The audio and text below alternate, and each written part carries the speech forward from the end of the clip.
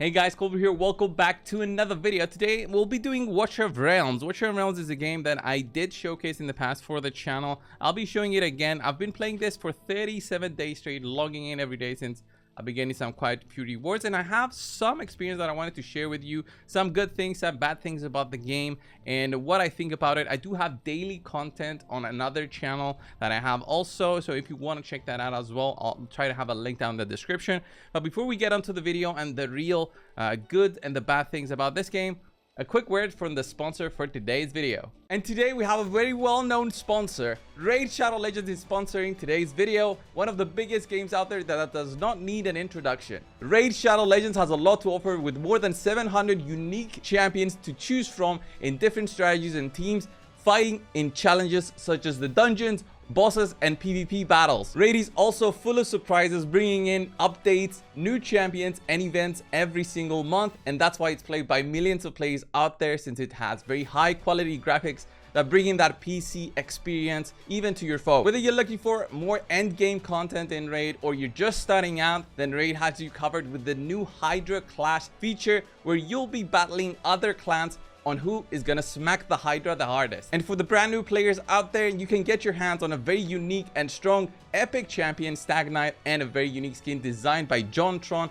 as long as you enter the promo code JTSkin before October the 7th. And if that wasn't enough, a free legendary champion is currently being given out to everybody. Sun Wukong is coming into Raid Shadow Legends. As long as you log in 7 times between August the 22nd and October the 23rd, then you can get your hands on Sun Wukong and have a free legendary hero for your account. And with all these events coming into Raid Shadow Legends, what are you waiting for to try it out? Click the link down below in the description of this video to try out the game and pass the tutorial, and I'll see you in Raid Shadow Legends. So let's get back into the video, and let me just show you why I enjoy this game. This game has, of course, guild bosses, and it has taking a lot of the good things from other gacha games we've seen in the past. It does have its summons, and the summons do have some good rates. Okay, you try to summon, you get legendaries. There's 10x banners, 2x banners. You can see on how many summons you've done so far, and the more summons you do, the more rewards you get. In terms of every 20 or 30 summons, you'll get some kind of reward here that helps you push forward within the game, and that is a good thing, because it's not only a way for you to track your pity, which is like, I think at a 220 the pity comes, but also it's a good way to get some extra rewards here.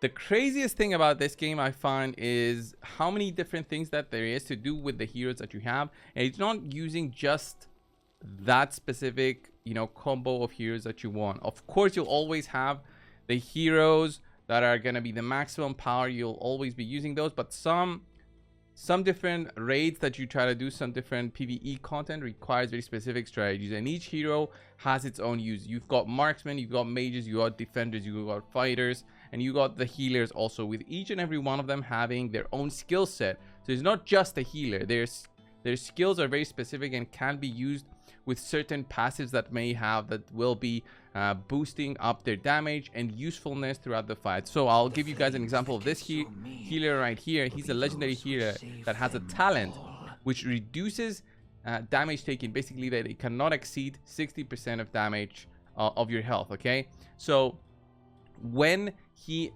does his ultimate, which is on auto, he will grant that talent also to the ally that he's protecting. So he basically protects that ally from taking too much damage and getting one shot, which is very, very useful if that ally is not a defender, which is the tank kind of heroes. And many of these things provide extra to the strategy of this game, which I do enjoy. Let me just show you the guild boss, which is a cool example of this one, where the more damage you do, the better. There is a lot of strategies, but I wanted to show you on how this works. It's very straightforward, and basically is a race to how much damage you can get in 5 minutes. And the 5 minutes go very quickly, because the auto fights here are basically a recording of what you've done last and the best damage that you've done possible so far. And as you improve your heroes, of course, your damage will be going a little bit higher. If you really want to maximize everything, though, you gotta do it on manual. Especially if you move things around, you change your gear sets, you think that changing up the auto process will be faster. And you see how quickly this goes, because there is a 3.5x speed here on auto, which is something that I do enjoy about this game, especially when repeating dungeons and farming gear. I enjoy having a way faster animations and all of that, because I don't care about watching the game on normal or 2x speed. Okay, I want to get my gear fast, and having it on a 3.5x speed is the way to go, honestly, especially when there's repetitive tasks like farming XP, farming gold, or farming gear, which this game has. So look how quickly the 5 minutes go. It takes basically like a minute for me to do my guild boss. There's only 2 chances for you that you can do every day, and of course those chances can go higher if you want to buy up the keys to open it up, which is something that I haven't done because there's no need to. I'm slowly pushing here. I haven't even reached the end game yet in this game. I'm on the one difficulty below the last one, and I can't even do the maximum amount of damage, which is 20,000 blood points. Where am I at? 7.5k at the moment, and I need to do 20k to reach the final chest. So quite far away, but I'm in a clan that beats the boss. So I did 13% of the boss's health. So here I needed to do 20k, and then you can see a stats, analysis at the end. You see how much damage your heroes are doing. Some of them do way more damage because they're kind of built for this specific encounter. So I do enjoy the guild boss a lot, but what I find very interesting is that the campaign provides so many challenges, and so difficult challenges. They've just released chapter 9, which is insane in terms of difficulty. I'm doing it on normal difficulty, not even hard, not even expert, and it is quite crazy because of every single stage having its own map. So it's not every stage being the same thing, which I find refreshing because this is a new challenge that I have to beat every time. And each enemy that you'll be facing, you can see them right here, you understand their skills, and then you say, okay, I need to bring in some specific heroes. I need to bring, let's say, 2 tanks here to protect the sides, and that's how I'll be trying to beat down on this specific stage. So let me show you like an example of this one. Was the last one I fought. I'll put this on auto mode so you guys can see. But another crazy thing is that you don't even lose energy. You don't even lose energy when you're doing this. So if you want to exit the fight, you won't lose the energy. So here you place in your heroes, and depending on the strategy, you gotta understand, okay, I need a magic hero there. I need a marksman who can hit further away on single targets usually. I need a tank to be placed at a specific point. I needed my healers, of course. And then as you go higher difficulties, this becomes even crazier. So even with my account, this one was quite challenging because after a while, it was very, very difficult to keep everybody alive. My heroes were dying left and right. I couldn't decide on what to do. So right now, if I exit here, I didn't lose my 10 energy, but this is how the fights go. And it's the same thing with pretty much everything, even PvP. PvP is interesting here because PvP, although I find it cool in the way that they've designed it, there's different rankings and all. You can even get to Overlord, which I do get every week. There's guaranteed rewards at the end of the week. The problem here with PvP is that every 3 or 4 days it changes the way that you need to do different encounters, and the way that it changes, you have to be on your toes in terms of putting in new heroes, making sure that your auto fight is recorded correctly, and then when going in there, you gotta be fighting versus different combinations of the enemy's teams. And after that, it's just like farming every day your PvP fight, so you can get some things from the PvP shop.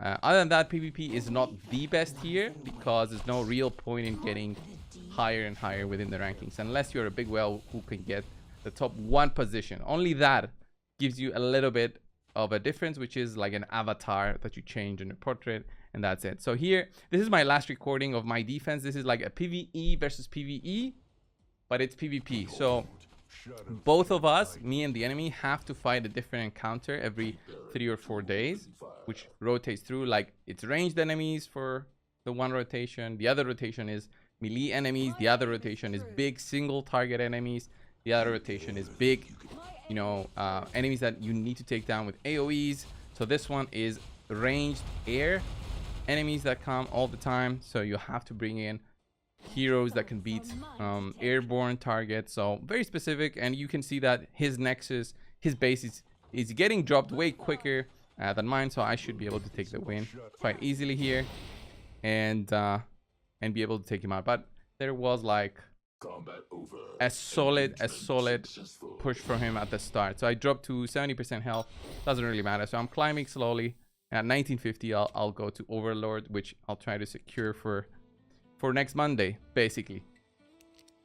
And that's in terms of PvP. But raids, there's so many different things that you can do. There's faction trials, which they've introduced more stages today, but I still have to wait 5-6 days basically for this one to unlock, and then this one 2 days. Everything else I've done on the hardest difficulty, and it's quite cool because you gotta think about different factions that you have and trying to push those heroes as well.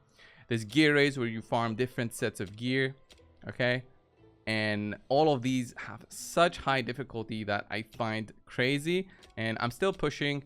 But this is like another thing that like it's the different gear set that you have, and it's very quick on when you start farming mythical gear, which is the end game gear. Mythical is like gear pieces that you can level up to 16 and also have 4 different attributes. So let me show you on how gearing is within this game, and if you're interested you can actually see this game on your own. So look at this one.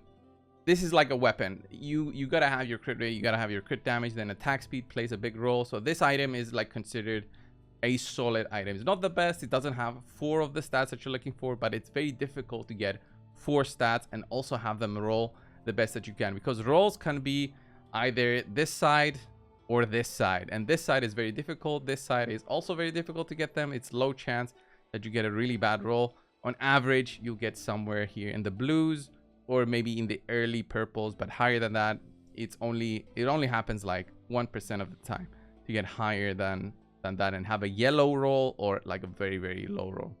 So each gear set has its own bonuses. Like this one gives me like 25% extra attack, and the other bonuses here, the bangle, ring, and amulet, they give me the curse bonus, which is 6% damage for up to 5 stacks for every enemy within attack range. So 5 stacks, 30% extra damage basically for multiple enemies, for when there's multiple enemies against you. So this makes my strongest hero even stronger. 15,000 attack there, and there's other stats like my attack interval, how frequently I attack, crit damage, and crit rate, of course. And this overall is how you gear up your heroes. You increase their skills, you can awaken them if you have copies up to a maximum of 5, but this is very slow, and eventually you can get some items like you can do the awakenings without having to summon, but these are quite rare and only can be acquired through the guild boss right here. All right, so the maximum reward here can give you this, which is like a legendary hero soulstone, which you can use to awaken, which is actually kind of cool that they have it available, but I've heard it's very difficult to even get to this point. I like also that there's many heroes that you can slowly collect within the game. I find that fighters are very cool and very impactful.